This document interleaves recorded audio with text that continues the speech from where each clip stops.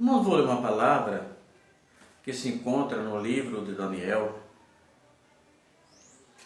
no capítulo 1, e o versículo 8. Se você quiser continuar lendo, pode continuar, é maravilhoso, mas eu vou ler apenas o versículo 8, que diz assim: E Daniel assentou no seu coração não se contaminar com a porção do manjar do rei, nem com o vinho que ele bebia. Portanto, pediu ao chefe dos eunucos que ele lhes concedesse não se contaminar. Irmãos, a vitória de Daniel estava no propósito. Quando se tem algum propósito, se alcança o seu objetivo. Não adianta ninguém se aproximar diante de Deus se não tem propósitos. Porque a resposta está exatamente nisso daí. E a Bíblia diz que Daniel assentou no seu coração não se contaminar. Mas Daniel, ele tinha tudo para se sentir naquele momento um privilegiado, apesar de um escravo. Foram 1000 pessoas. Nessa primeira leva pela qual Daniel foi, quando Nabucodonosor levou, na primeira leva, Nabucodonosor não levou, como é que diz, a classe baixa, não levou os plebeus. Nabucodonosor escolheu 1000 pessoas ligadas à família real, os nobres de Israel, e levou cativeiro. Desses 1000 que levaram, escolheram esses 4 jovens escravos para que treinassem, capacitassem, para que pudessem trabalhar no palácio junto ao rei.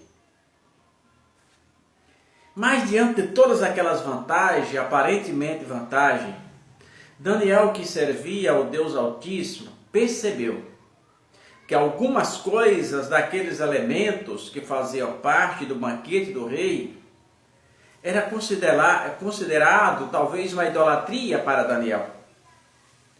E Daniel faz um nobre pedido ao chefe dos eunucos. E a Bíblia diz que Deus deu graça a Daniel diante do eunuco, e ele concedeu. Então a vitória de Daniel esteve exatamente neste propósito. Então qual é o seu propósito? Aonde é mesmo que você quer chegar? Daniel assentou no seu coração não se contaminar. Se vamos ter esse mesmo compromisso, Daniel.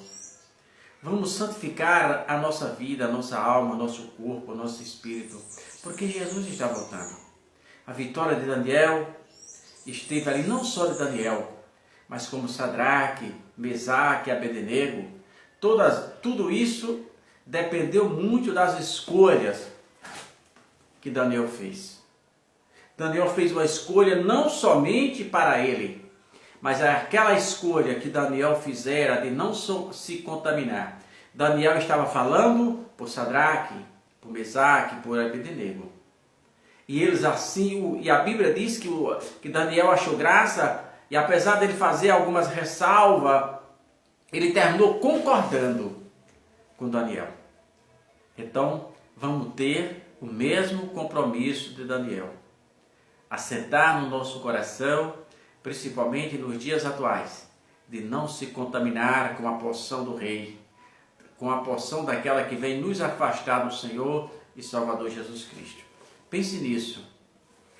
Pense nisso, porque Jesus vai voltar novamente. Parece uma loucura. Talvez alguém diga, mas Juraci, você está louco? Jesus voltará novamente? Parece loucura de verdade. Mas foi assim nos tempos de Noé. No período antediluviano, a Bíblia diz que Deus falou para Moisés, ou para Noé, que viria uma chuva, pois Deus havia se arrependido de ter feito o homem. Ia destruir toda a raça humana. E Deus disse a Noé que choveria. Portanto, que ele fizesse uma arca. E Noé assim o fizera aquela arca.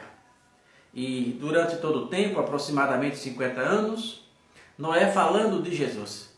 Ou falando de Deus, que Deus dissera que iria chover. Mas como até aquele momento não chovia. A terra era molhada pelo orvalho da noite que molhava a terra. As pessoas não acreditaram. Talvez achasse de Moisés e que talvez esteja achando de nós hoje uma loucura. Ou de Moisés, não, de Noé. Nós estamos dizendo que Jesus voltará novamente. E Noé estava dizendo, vai vir uma grande chuva. Tudo vai ficar debaixo d'água. E as pessoas não acreditaram. Mas só uma perguntinha. A não crença daquelas pessoas não interferiu nos projetos de Deus. Por eles não acreditar, não impediu de Deus cumprir os seus desígnios para aquela nação perversa. E depois que Noé entrou na arca, Deus não deixou Noé com a chave. A Bíblia diz que Noé entrou na arca, ela foi fechada por fora. Deus o fechou. E agora não adiantava mais, na hora da chuva, pedir a Noé para abrir a porta. Era tarde demais. E agora nós estamos dizendo que Jesus voltará novamente. Talvez as pessoas digam, você é louco. Foi assim com Noé.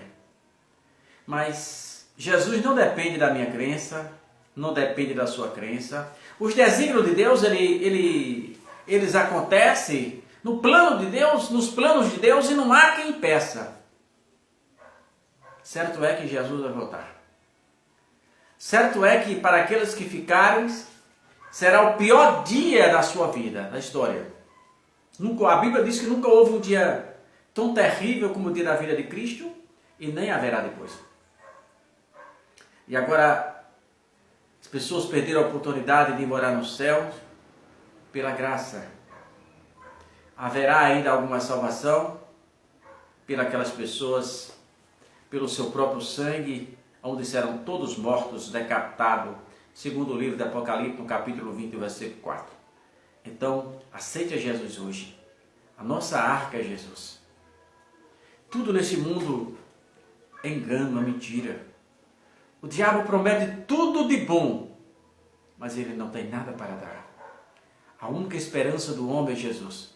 A única nossa esperança é Jesus Cristo de Nazaré. Pense nisso, Jesus voltará novamente.